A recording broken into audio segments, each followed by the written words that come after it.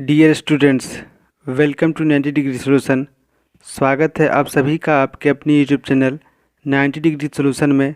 आज मैं आपको 30 क्वेश्चन का सेट प्रैक्टिस कराऊंगा और मैं उसका इम्पोर्टेंट फैक्ट भी डिस्कस करूंगा जो आपके सभी गवर्नमेंट एग्ज़ाम के लिए यूजफुल होगा। तो वीडियो को इन तक ज़रूर देखिएगा फ्रेंड्स। आप साथ साथ ऑप्शन भी लगा सकते हैं और आपका जो भी नंबर आएगा उसे आप कमेंट बॉक्स में ज़रूर लिखिएगा। इससे हमें और बाकी सभी स्टूडेंट्स को प्रेरणा मिलेगा। तो चलिए शुरू करते हैं आज का पहला सवाल। आज का पहला सवाल है, परावैंगनिक किरणों को कौन अवशोषित करता है? तो परावैंगनिक किरणों को ओजोन परत अवशोषित करता है। देखिए यह क्यों होता है। तो ओजोन परत को क्लोरोफ्लोरोकार्बन डैमेज कर देता है, जिससे परावैंगनिक किरण को यह रोग में असक्षम हो जाता है, जिससे पेड़ पौधा, मकान या चट्टान पर कोई प्रभाव नहीं पड़ता है, लेकिन जीव जंतु पर त्वचा कैंसर जैसा रोग होने की संभावना होती है। यदि आपसे पूछता कि ओजोन परत किस मंडल का हिस्सा है, तो आपको बता दें कि ओजोन परत समताप मंडल का हिस्सा है। अब आप बी ऑप्शन में ध्यान देंगे, आयन मंडल है और यह आयन मंडल कम्युनिकेशन के लिए ज़रूरी होता है। किसके लिए? कम्युनिकेशन के लिए ज़रूरी होता है। और यदि क्वेश्चन पूछता कि कृत्रिम उपग्रह प्रोजेक्ट किया जाता है किस मंडल में, तो कृत्रिम उपग्रह प्रोजेक्ट किया जाता है बहिर्मंडल में, एक्सोस्फीयर में। जबकि मौसम परिवर्तन संबंधित जानकारी मिलती है क्षोभ मंडल से, जिसे परिवर्तन मंडल के नाम से भी जाना जाता है। क्लियर है? इसमें जो आपका आंसर है वो ए ऑप्शन हो जाएगा, ओजोन परत। ठीक है, नेक्स्ट क्वेश्चन है, अभिज्ञान शाकुंतलम के कवि थे। तो अभिज्ञान शाकुंतलम के कवि कौन थे? कालिदास। यहाँ पे ध्यान देंगे, अभिज्ञान शाकुंतलम विक्रमोर्वशीय, मालविकाग्नि मित्र, कुमार संभवम, रघुवंशम, मेघदूतम, ऋतुसंहार, ये सभी किनकी रचना है? तो ये सभी कालिदास की रचना है। किनकी रचना है? कालिदास की रचना है। इसमें जो आपका आंसर है वो बी ऑप्शन हो जाएगा। और जहाँ पे वानभट्ट है वहाँ पे आप 4 रचना याद रखेंगे वानभट्ट का, हर्षचरित, कादम्बरी, पार्वती परिणय और चंडी षटक। एक बार फिर से रिपीट करेंगे, हर्षचरित, कादम्बरी, पार्वती परिणय और चंडी षटक। तो ये था वानभट्ट की 4 रचना। अब यहाँ पे महर्षि वाल्मीकि है ऑप्शन सी में। तो महर्षि वाल्मीकि ने रामायण की रचना किया था। किसकी? रामायण की। और अब बचा नागा अर्जुन। तो नागा अर्जुन ने माध्यमिका सूत्र की रचना किया और इन्हें भारत का आइंस्टीन कहा जाता है। तो इसमें आपका आंसर कौन सा है? इसमें जो आपका आंसर है वो बी ऑप्शन है, कालिदास। अभिज्ञान शाकुंतलम के कवि हो जाएंगे कालिदास। नेक्स्ट क्वेश्चन है, कल्पना चावला जिसकी दुर्घटना अंतरिक्ष में लौटते समय हुई, उस अंतरिक्ष यान का नाम क्या था? तो उस अंतरिक्ष यान का नाम कोलंबिया अंतरिक्ष यान था। क्या था? कोलंबिया अंतरिक्ष यान था। आपका जो आंसर है वो ए ऑप्शन हो जाएगा। नेक्स्ट क्वेश्चन है, ग्लोब पर भारत की स्थिति डैश उत्तरी अक्षांश के बीच है। तो ग्लोब पर भारत की स्थिति अक्षांश और देशांतर में है। किस में है? अक्षांश और देशांतर में है। भारत की अक्षांशीय विस्तार 8 डिग्री 4 मिनट उत्तर से 37 डिग्री 6 मिनट उत्तर तक है। 8 डिग्री 4 मिनट उत्तर से 37 डिग्री 6 मिनट उत्तर तक है। जबकि देशांतरीय विस्तार 68 डिग्री 7 मिनट पूर्व से 97 डिग्री 25 मिनट पूर्व तक है। कितना है? देशांतरीय विस्तार कितना है? 68 डिग्री 7 मिनट पूर्व से 97 डिग्री 25 मिनट पूर्व तक है। इसका कुल क्षेत्रफल 32,87,263 वर्ग किलोमीटर है, या आप इसे 32,69,219 वर्ग मील कह सकते हैं। भारत का उत्तर से दक्षिणतम विस्तार 3,214 किलोमीटर है और इसका पूर्व से पश्चिम का विस्तार 2933 किलोमीटर है। विश्व में भारत क्षेत्रफल में 7वां स्थान पर है, जबकि जनसंख्या में दूसरे स्थान पर है। इसमें जो आपका आंसर है वो सी ऑप्शन हो जाएगा। नेक्स्ट क्वेश्चन है,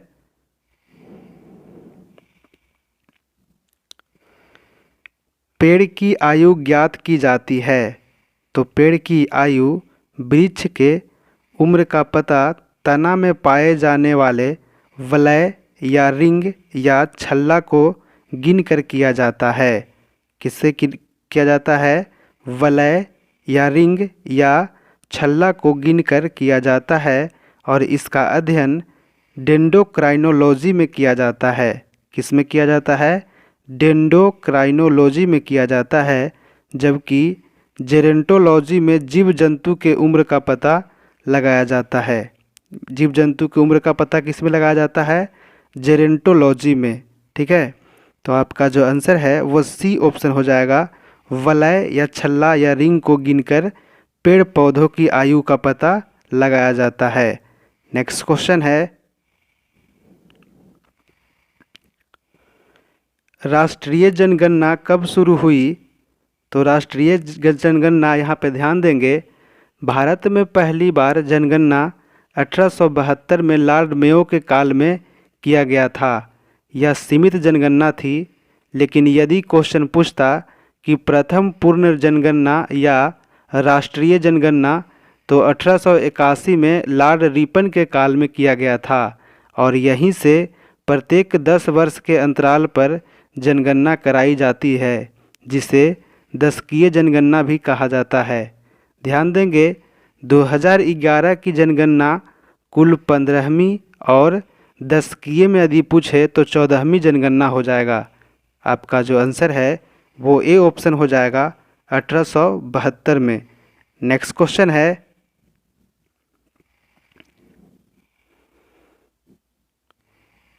निम्नलिखित किस कारण से एक आवश्यकता मांग बन जाती है? तो इच्छा ही आविष्कार की जननी है, क्योंकि जब तक आपकी इच्छा नहीं थी तब तक आप मेरे यहाँ आप नहीं पढ़ रहे थे। तो आपकी इच्छा ही, या आप इसे कह सकते हैं किसी वस्तु को क्रय करने की इच्छा ही उसकी उपयोगिता को जन्म देता है। आपका जो आंसर है वो सी ऑप्शन हो जाएगा, क्रय करने की इच्छा। नेक्स्ट क्वेश्चन है,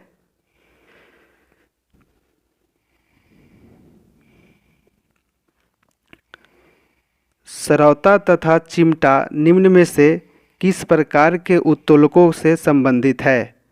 तो सरौता तथा चिमटा यह द्वितीय तथा तृतीय प्रकार के उत्तोलक से संबंधित है। द्वितीय तथा तृतीय प्रकार के उत्तोलक से संबंधित है। इसमें जो आपका आंसर है वो सी ऑप्शन हो जाएगा। नेक्स्ट क्वेश्चन है, शुष्क सेल का कैथोड किससे बना होता है? तो इसके बारे में मैंने पिछले वीडियो में ही बताया था।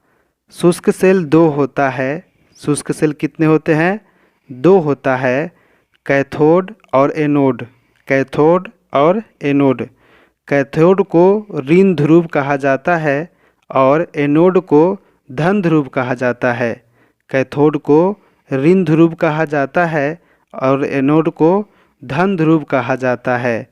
जस्ता का ऋण ध्रुव मतलब कैथोड बनाया जाता है, जबकि कार्बन या ग्रेफाइट का धन ध्रुव मतलब एनोड बनाया जाता है। इसमें जो आपका आंसर है वो सी ऑप्शन हो जाएगा। जस्ता का ऋण ध्रुव बनाया जाता है। जस्ता का ऋण ध्रुव मतलब कैथोड बनाया जाता है। नेक्स्ट क्वेश्चन है, इनमें से कौन सा रासायनिक परिवर्तन है? इसे ध्यान से समझेंगे। जब रासायनिक अभिकारक मिलकर अभिक्रिया करके अंतिम उत्पाद बनाएगा, लेकिन पुनः अंतिम उत्पाद से प्राइमरी अभिकारक रिएक्टेंट में अभिकारक में नहीं बदला जा सकता है तो हो जाएगा केमिकल, और यदि बदला जा सकता है तो वो हो जाएगा फिजिकल। मतलब जो नहीं बदला जा सकता है वो रासायनिक, और जो बदला जा सकता है वो भौतिक हो जाएगा। जैसे बर्फ़ को पानी में बदल सकते हैं और पानी को फिर बर्फ़ बना सकते हैं, पानी को वाष्प बना सकते हैं और वाष्प को फिर पानी बना सकते हैं, घी और मोम को पिघला सकते हैं और यदि तापमान घटा दे तो फिर वो कठोर अवस्था में आ जाएगा। तो ये कैसा परिवर्तन हो जाएगा? ये फिजिकल परिवर्तन, भौतिक परिवर्तन हो जाएगा। लेकिन घी और मोम को जला दिए और खाना खाकर पचा दिए, दूध से दही बना दिए, तो ये कैसा एग्जाम्पल है? तो ये केमिकल एग्जाम्पल हो जाएगा, रासायनिक परिवर्तन हो जाएगा। आई होप आप इसे समझ गए होंगे। इसमें जो आपका आंसर है वो बी ऑप्शन हो जाएगा। नेक्स्ट क्वेश्चन है, जल पर लोहे के टुकड़े के न तैरने का कारण है। तो ऐसा क्यों होता है? क्योंकि जल का भार कम और लोहे के टुकड़े का भार ज़्यादा होता है। क्या होता है? जल का भार कम और लोहे के टुकड़े का भार ज़्यादा होता है। आपका आंसर ए ऑप्शन हो जाएगा। लोहे के द्वारा विस्थापित जल का भार लोहे के भार से कम होता है। नेक्स्ट क्वेश्चन है, वायुमंडल क्या है? तो हमारा वायुमंडल विभिन्न गैसों का मिश्रण है। क्या है? विभिन्न गैसों का मिश्रण है। आपका आंसर सी ऑप्शन हो जाएगा। नेक्स्ट क्वेश्चन है, अशोक ने अपने शिलालेखों में अपने समकालीन दक्षिण के किस राज्य का उल्लेख नहीं किया था? तो कुषाण का उल्लेख नहीं किया था, लेकिन इसमें चोल, पांड्य, केरल पुत्र और सतीय पुत्र था। बाद में मिलकर चेर राजवंश बना जिसकी राजधानी पणजी थी, लेकिन इसमें कुषाण की चर्चा नहीं है। किसकी चर्चा नहीं है? कुषाण की चर्चा नहीं है। ठीक है, तो आपका आंसर क्या होगा? सी ऑप्शन, क्योंकि नहीं किया था तो कुषाण का चर्चा नहीं किया था। नेक्स्ट क्वेश्चन है, इनमें से किसने सत्याग्रह सभा द्वारा अधिनियम के विरुद्ध आंदोलन गठित किया था? तो महात्मा गांधी ने किया था और पहला आंदोलन चंपारण सत्याग्रह था। आपका आंसर क्या होगा? आपका आंसर ए ऑप्शन हो जाएगा, महात्मा गांधी। नेक्स्ट क्वेश्चन है, कंटूर रेखा का निम्नलिखित में से कौन सा एक उदाहरण है? तो ध्यान देंगे, ग्लोब या मानचित्र पर खींची गई वह काल्पनिक रेखा जो दो समान ऊंचाई और समान गहराई को मिलाती है। एक बार फिर से रिपीट करेंगे, ग्लोब या मानचित्र पर खींची गई वह काल्पनिक रेखा जो दो समान ऊंचाई और समान गहराई को मिलाती है, उसे ही कंटूर लाइन, टेडम लाइन या समुद्र तल के नाम से जाना जाता है। इसमें जो आपका आंसर है वो बी ऑप्शन हो जाएगा, स्थलाकृत मानचित्र। नेक्स्ट क्वेश्चन है, उस मुगल महारानी का नाम लिखिए जिसका नाम सभी मुगल फरमानों तथा सिक्कों पर लिखा जाता था। तो नूरजहां का नाम मुगल फरमान और सिक्कों पर लिखा जाता था। आपका आंसर ए ऑप्शन हो जाएगा। नेक्स्ट क्वेश्चन है,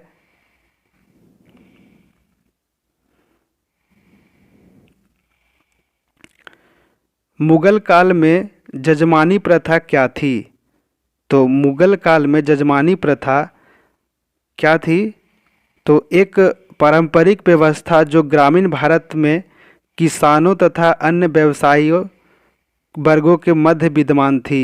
मतलब जैसे आज भी हम लोग अपने गांव में देखते हैं, हम लोगों के यहाँ जजमान जो ठाकुर जात में होते हैं, नाई जिसको बोलते हैं, वो अपने अपने जजमान के यहाँ खेतों पर जाते हैं और अपना अनाज मांगते हैं। उसी के बारे में यहाँ पे चर्चा किया गया है, जजमानी प्रथा के बारे में।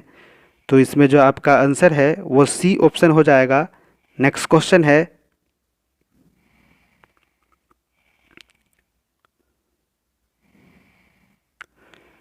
संविधान सभा के सदस्यों ने भारत के संविधान का प्रारूप तैयार किया था वे कौन थे? तो वो विभिन्न प्रदेशों के विधानसभाओं से चयनित थे। हमने पिछले ही वीडियो में बताया था कि संविधान सभा में कुल कितने सदस्य थे, तो 389 सदस्य थे, जिसमें 292 ब्रिटिश प्रांत से थे, 93 सदस्य देसी रियासत से और 4 सदस्य था कमिश्नरी से।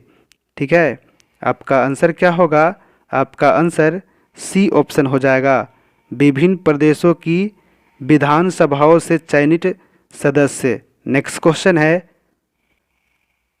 चंद्रमा पृथ्वी का चक्कर कितने समय में लगाती है? तो चंद्रमा पृथ्वी का चक्कर 27.1/3 दिन या लगभग 27.5 दिन में लगाती है, जिसे नक्षत्र मास या सिडरल मंथ कहा जाता है। क्या कहा जाता है? नक्षत्र मास या सिडरल मंथ कहा जाता है। लेकिन पृथ्वी के सापेक्षित गति के कारण 2 अतिरिक्त दिनों का समय लगता है, जिसे चंद्रमास, इसे ही अंग्रेजी में कहते हैं साइनोडिक मंथ। ठीक है, यह कितने दिन का होता है?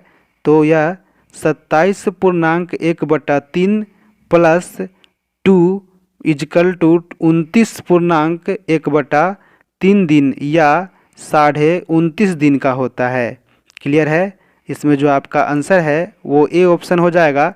यहाँ पे ध्यान देंगे, यहाँ पे 27.1/3 दिन जो है, यहाँ पे फ़ॉन्ट साइज बहुत छोटा हो गया है, तो ये 27.5 दिन लगभग या 27.1/3 दिन होगा। आपका आंसर ए ऑप्शन है। नेक्स्ट क्वेश्चन है, वर्षा की बूंद गोलाकार होती है। देखिए, चाहे द्रव की बूंदें गोलाकार हो या कपूर को सतह पर नाचना हो या शेविंग ब्रश को पानी में डुबाकर निकालते हैं तो सर का बाल चिपक जाता हो, ये सभी किसके कारण? तो ये सभी सरफेस टेंशन के कारण, पृष्ठ तनाव के कारण होता है।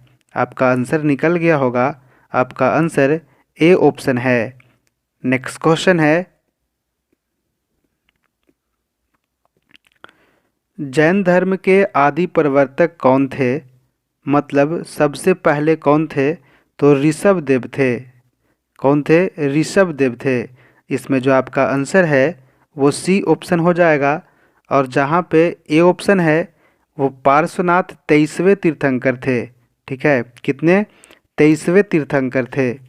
और जहाँ पे महावीर स्वामी है वे 24वें हो जाएंगे। महावीर स्वामी 24वें। और डी ऑप्शन में अरिस्टनेमी है, ये 22वें हो जाएंगे। ये 22वें तीर्थंकर थे। ठीक है, आपका आंसर इसमें क्या है? C option. नेक्स्ट क्वेश्चन है, शक संवत का प्रवर्तक कौन था? तो पिछले सप्ताह ही हमने आपको 5 से 6 कैलेंडर बताया था, आज फिर से रिपीट करेंगे। देखिए, कैलेंडर से हर एग्ज़ाम में क्वेश्चन आते रहता है, तो आप इसे ध्यान से समझेंगे। 4 कैलेंडर तो आपके ऑप्शन में ही है।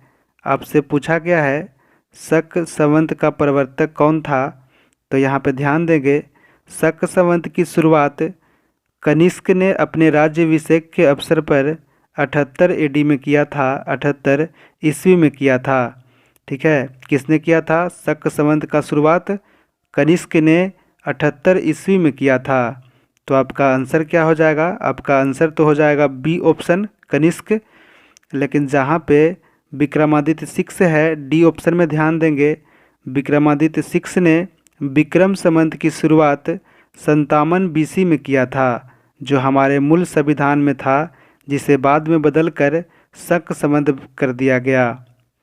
और जहाँ पे चंद्रगुप्त प्रथम है, ऑप्शन नंबर ए में ध्यान देंगे। चंद्रगुप्त प्रथम ने गुप्त संवत की शुरुआत 320 AD में किया था। और हर्षवर्धन जहाँ पे है, सी ऑप्शन में, हर्षवर्धन ने हर्ष संवत की शुरुआत 606 AD में किया था। एकदम शॉर्ट फॉर्म में समझेंगे। ठीक है, कलचुरी शासक ने कलचुरी संवत की शुरुआत 248 AD में किया था। कलचुरी शासक ने कलचुरी संवत की शुरुआत कितना में किया था? 248 एडी में किया था। मोहम्मद पैगंबर साहब ने हिजरी संवत की शुरुआत 622 एडी में किया था और अकबर ने 1583 एडी में इलाही संवत की शुरुआत किया था। तो ये सभी आपके लिए इम्पोर्टेंट था, आप इसे याद कर लेंगे। आई होप आपको समझ में आ गया होगा। नेक्स्ट क्वेश्चन है, अंतर्राष्ट्रीय न्यायालय में कितने न्यायाधीश होते हैं? तो अंतर्राष्ट्रीय न्यायालय में 15 न्यायाधीश होते हैं और इस 15 न्यायाधीश का कार्यकाल 9 वर्षों का होता है। इस 15 में से किसी एक को 3 साल के लिए मुख्य न्यायाधीश बनाया जाता है। ठीक है, कितने साल के लिए? 3 साल के लिए किसी एक को मुख्य न्यायाधीश बनाया जाता है।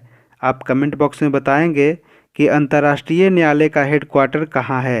ठीक है, इसमें जो आपका आंसर है वो सी ऑप्शन हो जाएगा 15। नेक्स्ट क्वेश्चन है, पोलियो के टीके की खोज किसने की? तो पोलियो के टीके की खोज जोनास साल्क ने किया था। किसने किया था? जोनास साल्क ने किया था। और पोलियो ड्रॉप की खोज एडवर्ड सेविन ने किया था। देखिए, पोलियो के टीके की खोज जोनास साल्क ने किया था और पोलियो ड्रॉप की खोज एडवर्ड सेविन ने किया था। ठीक है, और जहाँ पे रोनाल्ड रॉस है तो रोनाल्ड रॉस ने मलेरिया का संक्रमण या संक्रमण के बारे में खोज किया था।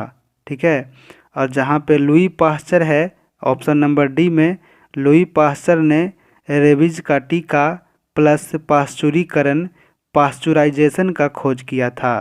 तो क्लियर है सभी को? इसमें जो आपका आंसर है वो आपका बी ऑप्शन हो जाएगा।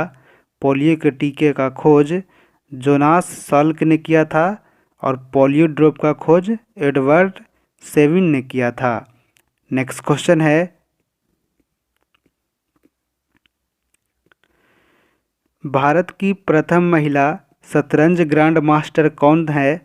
तो भारत की पहली शतरंज ग्रैंड मास्टर महिला एस विजय लक्ष्मी है। कौन है? एस विजय लक्ष्मी है।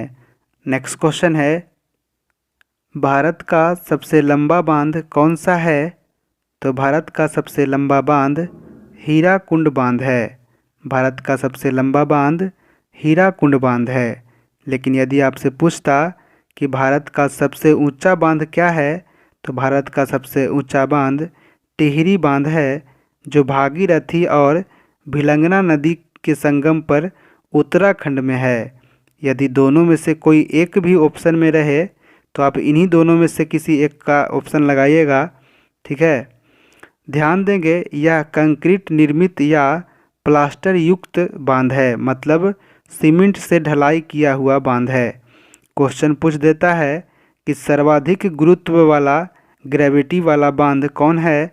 तो सर्वाधिक गुरुत्व वाला ग्रेविटी वाला बांध भाखड़ा बांध है, जो पंजाब में कपूरथला के निकट हरिके नामक स्थान पर सतलज एवं ब्यास के संगम पर है और यहीं से निकाला गया है इंदिरा गांधी नहर, जो भारत का सबसे बड़ा मानव निर्मित नहर है। क्लियर है सभी को? आपका जो आंसर है वो बी ऑप्शन हो जाएगा, हीराकुंड बांध। नेक्स्ट क्वेश्चन है, इजराइल की पार्लियामेंट का नाम क्या है? तो इजराइल की पार्लियामेंट का नाम नेसेट है।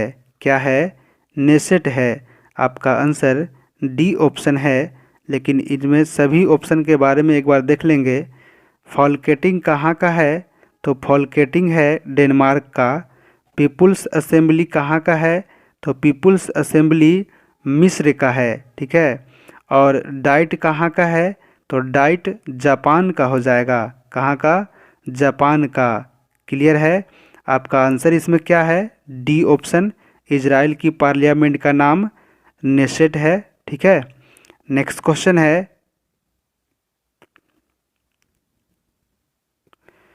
संयुक्त राष्ट्र सुरक्षा परिषद के अस्थायी सदस्यों की संख्या कितनी है? तो अस्थायी सदस्यों की संख्या 5 है, लेकिन अस्थायी सदस्यों की संख्या 10 है, जिसका कार्यकाल 2 वर्ष का होता है। आपका आंसर क्या होगा? आपका आंसर ए ऑप्शन हो जाएगा। ठीक है, अस्थाई सदस्यों की संख्या कितना है? 5 और अस्थाई सदस्यों की संख्या 10 है। ठीक है, नेक्स्ट क्वेश्चन है, मुगलों और मराठों के मध्य संघर्ष किसके राज्यकाल में प्रारंभ हुआ था? तो मुगलों और मराठों के मध्य संघर्ष शाहजहां के काल में प्रारंभ हुआ था। किसके काल में?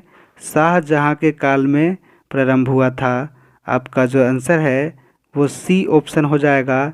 नेक्स्ट क्वेश्चन है, आज के सेशन का लास्ट सवाल है आपके लिए, भारत में सबसे अधिक कौन सी मिट्टी पाई जाती है? तो आपके ऑप्शन में चारों मिट्टी है।